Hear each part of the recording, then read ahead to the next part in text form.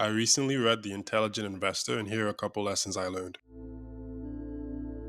Buying a stock is similar to buying a minority stake in a business. So if you are going to buy waste management stock, analyze its health with the same care that you would apply to buying a small share in a local waste collection business. Many people think they are investing when they are actually speculating. Investing is an operation that, after detailed analysis or due diligence, promises safety of principal and an adequate return. Speculation is everything else. If you bought Nvidia this year without doing any research, you're speculating, not investing. It is easier to match the index than it is to beat it.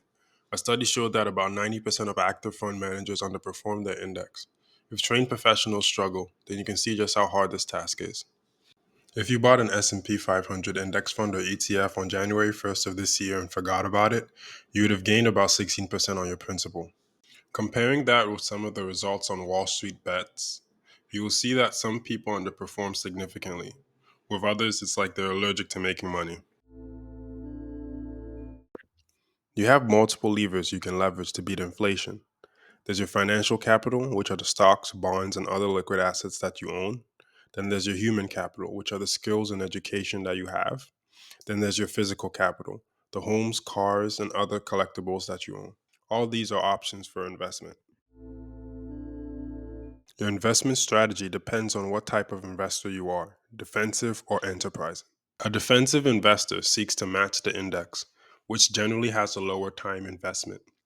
An enterprising investor, on the other hand, seeks to beat the index, requiring more time spent monitoring the health of their companies.